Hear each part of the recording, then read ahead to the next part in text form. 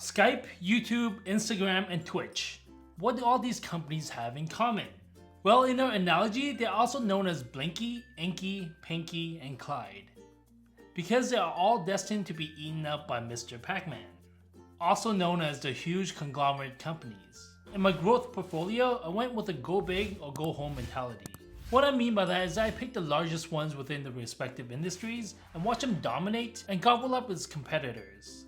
So let's take a look. Back in 2011, Microsoft bought Skype for $8.56 billion. In 2012, Facebook bought Instagram for $1 billion. And then back in 2006, Google bought YouTube for $1.65 billion. And in 2014, Amazon bought Twitch for $970 million. So if we pull up the phone here, we have Apple, AMD, Amazon, Facebook, Google, Microsoft, Nvidia, PayPal, Shopify, Square, and Tesla. We built this spreadsheet here with my 11 stocks, and there are 10 different industries across.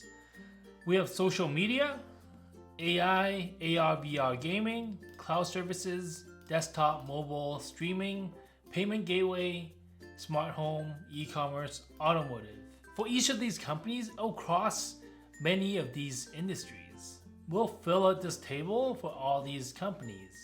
For Apple, they have AI, cloud services, desktop, iMacs, mobile iPhones, streaming service, I think they got Apple TVs. Payment gateway, they have Apple Pay. Smart home, they have the Siri and all the speakers and such. Okay, for AMD, they have AI, AR, VR gaming. They're in desktop, mobile. For Facebook, social media. They have streaming services in Facebook and Instagram. They're on mobile and desktop. They got the Oculus for AR, VR gaming. They got a lot of AI in the back. For Google, they have some social media. We'll consider YouTube a social media as well. I think they have like Circle or something. AI, tons of AI, AR, VR gaming. They have Stadia, which allows you to stream games. Cloud services, they got the Google Cloud platform. They're on the desktop, mobile. They have streaming on YouTube. Payment gateway, they got Google Pay. Smart home, they got Google Homes. E-commerce, whenever you browse through Chrome and use any search engine, you're kind of going through Google. So e-commerce is part of their repertoire.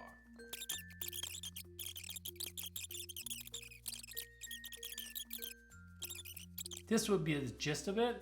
But if we look here, there's a list of mergers and acquisitions by Google. Starting with number 1 and back in 2001, it scrolls all the way down and it keeps on going and going to 238 companies they bought out over the last 20 years. And these companies they bought out, it crosses between many different industries. They have the Google Maps, Pointy, they bought it for $163 million. That's nothing to them. It could be like a couple of days worth of ad revenue. That's it. And then they have like Nest Labs, which is a smart home. Android is a mobile OS. Google Pixel, there's a mobile phone. So they can just easily buy all these companies for all the R&D because they're just flush with cash. Similar idea with Amazon. They have tons of acquisitions, 100 over the years. There are some notables, IMDb. IMDb is a movie review site. And then they have Audible, where you listen to ebooks. They bought it for $300 million.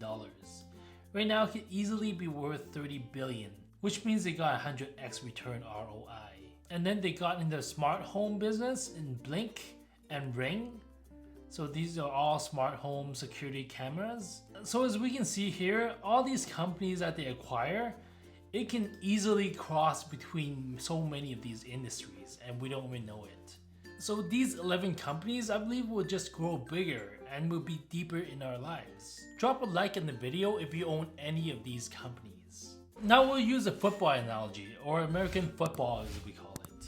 So in soccer, this is a 4-4-2 formation, which means there's 2 forwards, 4 midfielders, 4 defense, and 1 goalie. The main objective of this game is to score more goals than the opponents. These players up front, the midfielders and the forwards, are responsible for most of the goals, while the defense and the goalie is to hold the fort down. So remember the placement of these dots and we'll take it away. Now we'll put our companies into those 11 different positions. To me, Google is as solid as it gets. So we'll put Google in the goalie position. For the defense, we'll put the largest market caps as their cornerstones. So we have Amazon, huge in e-commerce, leader in cloud services, and then we have Microsoft. All of the ones we pulled out so far are trillion-dollar companies. Apple as well. So these four are the leaders of the cornerstones. And then we also have Facebook, which is valued at about 700 billion. Alright, so that's our defense.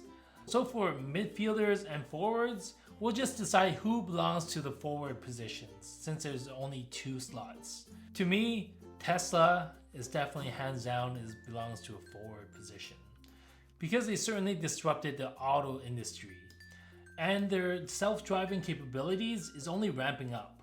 Another one would be Square. So Square is not just a payment gateway in the farmers market. They have something called the Cash App, which allows people to open accounts, issue debit cards for them, and they can easily buy stocks or cryptocurrencies with a single click. No banks can ever do that.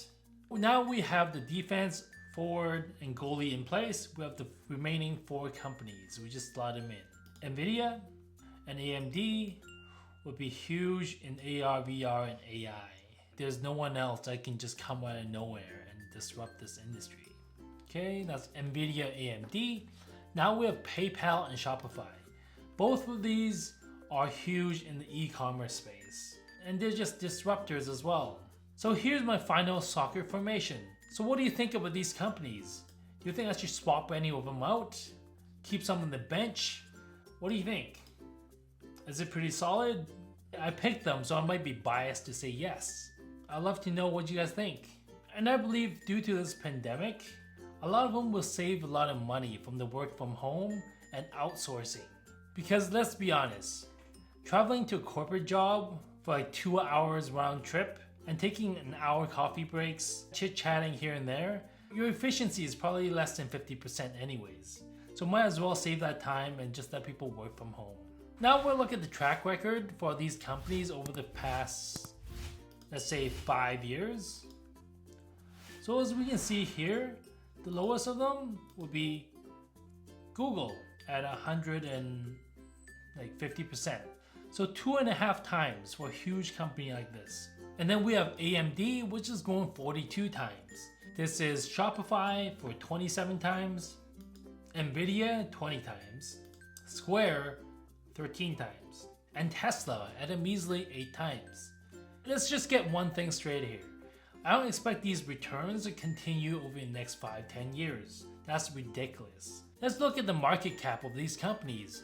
The smallest one I believe was Square at about 78 billion. These are absolutely huge companies. And then Shopify at 126 billion, AMD 99 billion, and the biggest of all is Apple at 1.935 trillion. So there's no way we can expect the same type of returns over the next 5-10 years. Let's say we tone things down. We just tone everything down and just normalize it and have a blended average of 3 times over the next 10 years. Do you think this is doable? I'll take that type of return any day of the week, especially if I have some option exposure to increase the returns. So again, what do you think about these holdings? Let me know in the comment section below. I'd love to get some feedbacks. Thanks for watching. Remember to like and subscribe if you found any value.